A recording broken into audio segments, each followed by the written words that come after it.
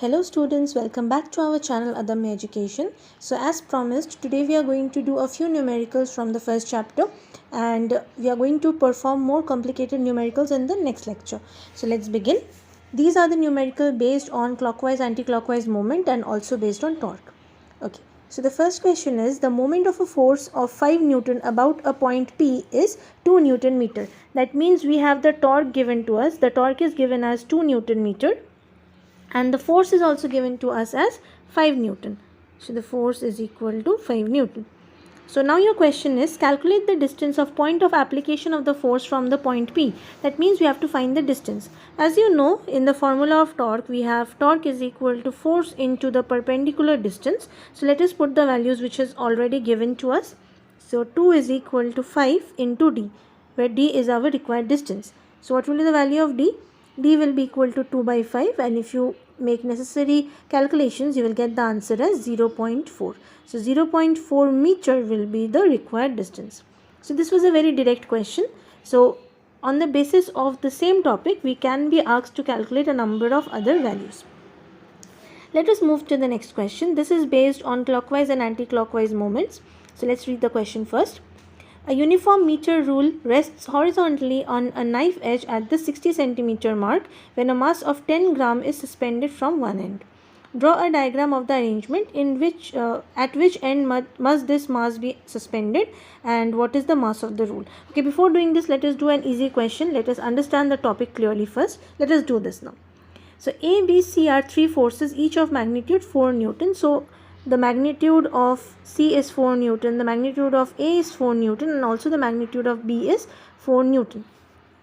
Now, point O is a point which is there at the center, and on the basis of that point, we have seen, the distances, the perpendicular distances like 0.6 meter, 0.9 meter, and 0.8 meter respectively. So, what is your first question? Which force has the least moment about O? And you have to give reason. Let me explain this to you. You know, moment of force or torque is equal to force into displacement. That means torque will increase if the force will increase, and also the torque will increase if the distance will increase, because both are directly proportional to torque. In our case, the force on each of at each of the points is same. A, B and C are all of magnitude 4 Newton. That means our torque will depend only upon the distance. So which of moment of force will have the least value? Obviously the point C, because as you can see that the distance of O from the force C is the least, only 0.6 meter. So as a result, the torque will also be the least. So you have to say that since moment of force depends upon the distance, or you can say the moment of force increases with the increase in distance, therefore the moment of force at point C will be the least, because the distance of O from the force C is the least. Similarly, the next question is which force will have the greatest moment. So in this case, which distance is the highest? So at point A or at force A, the distance is the highest, 0.9 meter. So our moment of force will be the highest in case of the force A.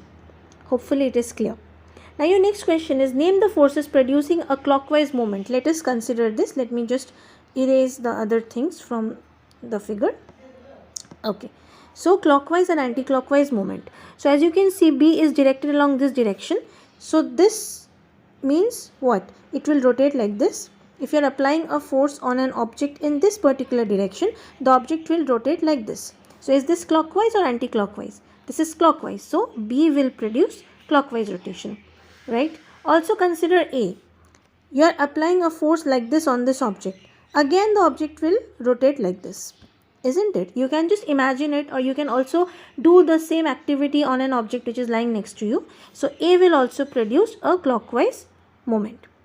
Now in case of C, as you can see, if this is our object and we are applying a force in this direction or like this, the object will rotate in this manner. So it will produce anti-clockwise moment. So the force C will produce an anti-clockwise moment.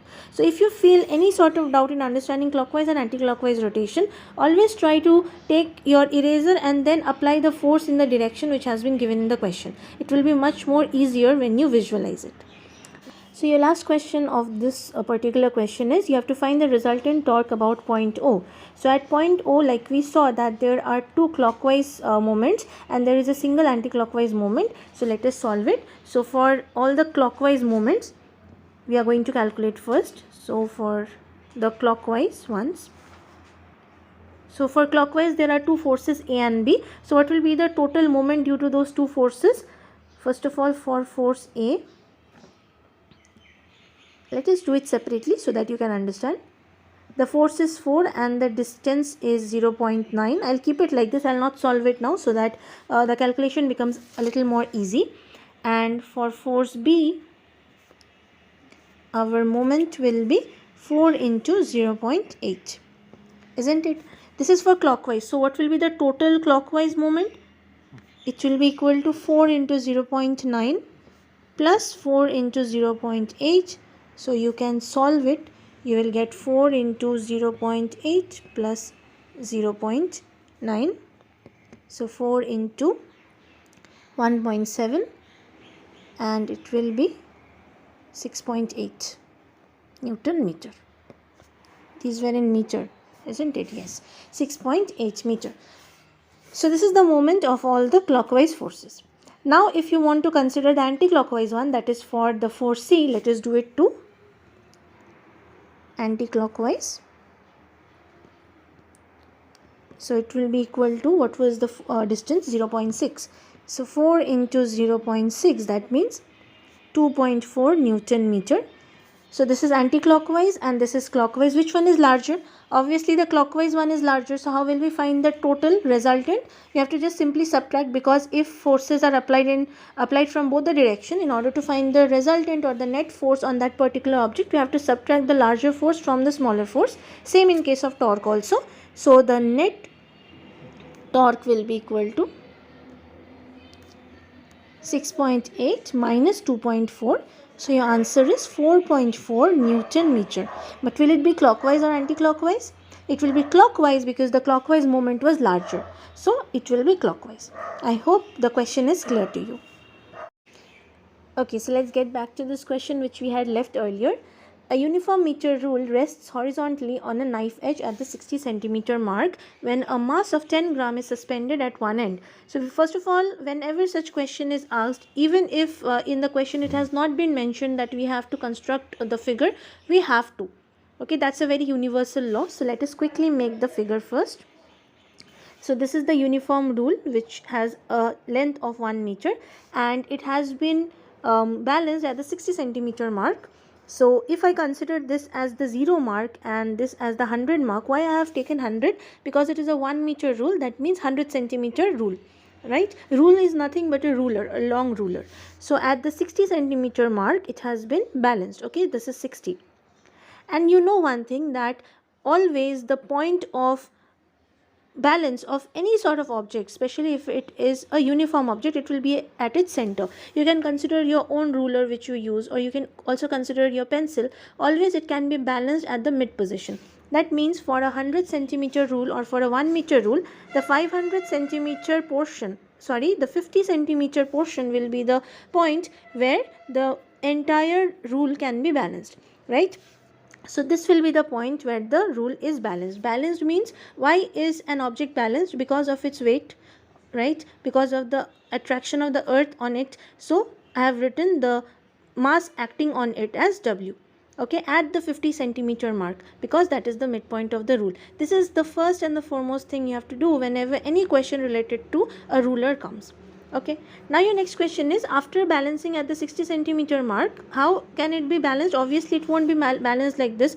If you balance it at the 60 centimeter mark, then the ruler will tilt to one side. So in order to prevent that, another mass of 10 gram has been suspended from one end. So on which side should I place this mass? On point 0 or on point 100?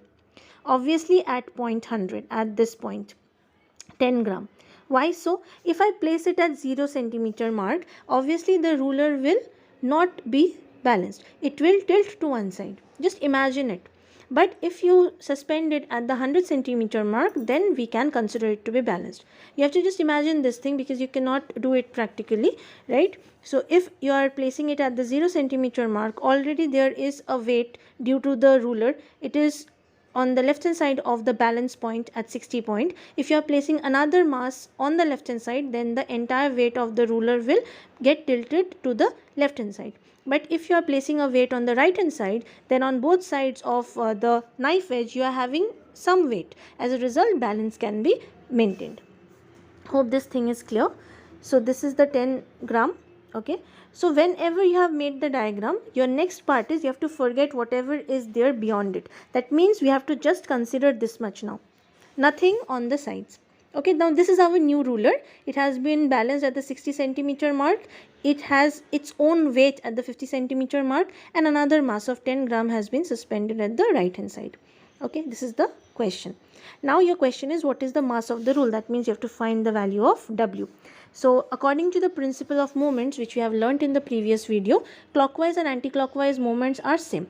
Basically that means that the product of the mass into the distance of that particular mass from the point of pivot, that means from the point where the balance has been maintained. That means in this case our weight on the left hand side is at 50 and on the right hand side it is at 100. That means our point of pivot is 60. So from 60, what is the distance of the weight of the ruler? 60 minus 50, 10. There is a distance of 10 centimeter in between these two, isn't it? And what is the distance of the right hand side? 100 minus 60, that is 40. We have to consider the difference in the distance. How much is the distance of the masses from the point of pivot or from the point of balance? Okay, so this distance, let us consider first. The weight or the mass is W into what is the distance difference? 10. Or you can also write, let me make it a little easy, 60 minus 50. This is the moment on one side. Forget about clockwise and anti-clockwise thing. You can get confused. Rather consider the left hand side and the right hand side. Now on the right hand side we have a mass of 10 gram into what is the distance of this mass from the point of pivot? 100 minus 60. Now whatever was there beyond this part we will not consider. We will consider it to be vanished. We will only consider the portion where the pivot is there. On the left hand side whatever mass is there, and on the right hand side whatever mass is there. So let us solve it. We have to find the value of W. So W into 10 is equal to 10 into 40. Okay. So 10 and 10 gets cancelled out. So W is 40 gram. The mass of the ruler is 40 gram. So hopefully this is clear. Always you have to remember that the mass of the ruler will always act at the midpoint. For a 100 centimeter rule it will be 50 centimeter, and for a 50 centimeter rule it will be 25 centimeter. This is one thing that you have to remember. And as soon as your diagram is complete, you have to forget the rest of the scale. You just have to consider the portion on the left hand side of the pivot where the mass is placed, and also on the right hand side of the pivot where another mass is placed. Hopefully you have understood. There is another similar question. This is the question. The same thing. Over here also the balance has been made on the 58 centimeter mark, and there is a weight which has been suspended at one of the ends. You have to draw a diagram for the arrangement and you have to find the weight of the rule. This question I am giving to you as your task. Okay, you can solve it and you will be able to understand it much better. Let us do another similar question. So this is the question. A uniform meter rule is pivoted at its midpoint. Over here they have already said that it is pivoted at the midpoint. So let us make the figure quickly. So this is the 0 centimeter, this is the 100 centimeter, and this is the 50 centimeter where it is pivoted. A weight of 50 gram is suspended at one end. So over here a weight of 50 GF. You could have taken the 100 centimeter mark also as one of the ends. It won't change anything. So now what is your question? Where should a weight of 100 GF be suspended to keep the rule horizontal? If the weight of 100 GF was not placed anywhere, if the arrangement was just like this, obviously the ruler will not be balanced because there is a weight on one of the ends. So in order to balance it out, we have to place another weight. So over here the weight which has to be suspended is 100 GF, but at what distance do we have to place it? Very simple question again. So let us see how to solve it. So what is this distance? It is 50, and let us consider this particular distance to be x. We don't know. Now since our diagram is made, like I told you, we have to forget whatever is there beyond our required point of operation. So we will just consider this much, nothing beyond it. So on the left hand side, our mass or our weight, you can take either, is 50, and our distance is 50 from the point of pivot. And on the right hand side, our mass is 100 and our distance we have taken as x. So what will be the value of x? Very simple. It will be 25 centimeter, right? So the value of x is 25 centimeters. So what will be the total distance? If this much is 50 and this much will be 25, that means at the 75 centimeter mark, if we place 100 GF weight, then the ruler will be balanced. Hope these questions, whatever we have done today, are clear. Next day we will do some more questions related to these rulers and all, and it will be much more clearer to you. Thank you for patiently listening to me. We'll meet you soon.